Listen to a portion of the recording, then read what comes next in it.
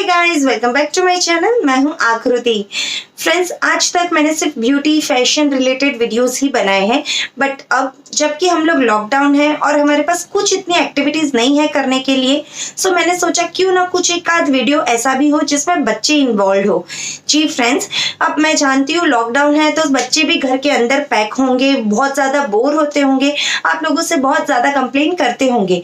तो फ्रेंड्स, इस वीडियो में ना मैंने कुछ गेम्स बताई है जो गेम्स आप अपने बच्चों के साथ खेल सकते हो। इवन 2 साल के, 3 साल के, 5 साल के बच्चे इस गेम्स में इन्वॉल्व हो सकते हैं और आपको भी मजा आएगा उनके साथ ऐसी गेम्स खेलने के लिए।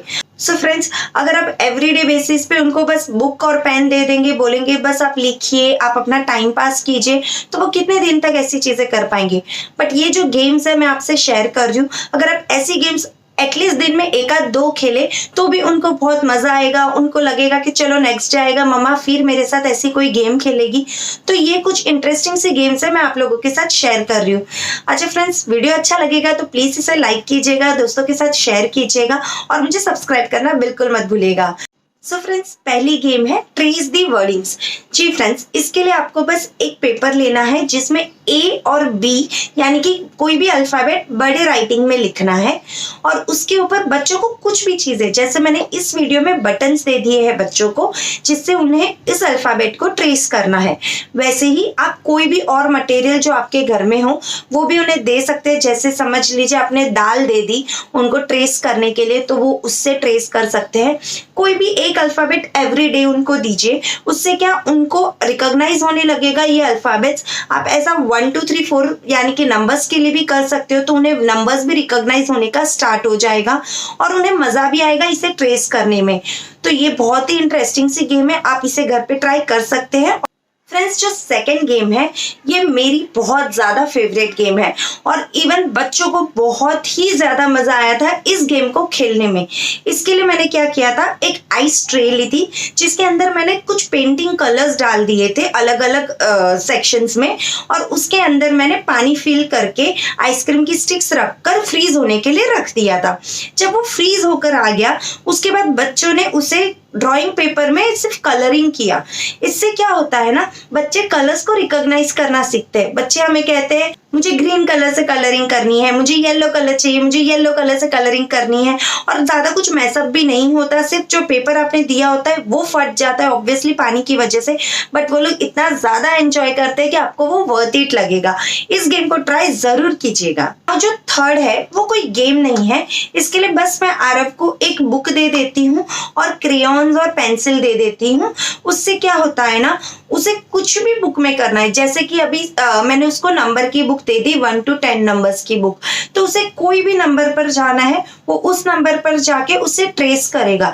इससे बस उसकी ग्रिपिंग पावर कंटिन्यू रहेगी। अब क्या होता है ना, अगर हम खुद उन्हें एक्सप्लेन करने जाते तो उन्हें लगता है मम्मी ने फिर पढ़ाने बिठा दिया मुझे, बट उसकी जगह सिर्फ हमने उनको बुक पेन दे दिया तो दे फील कि नहीं नहीं मुझे खुद करना है, मुझे एक्सप्लोर करना है, मैं इसमें चाहूँ तो कलरिंग कर सकता हूँ, मैं चाहूँ तो नंबर लिख सकता हूँ।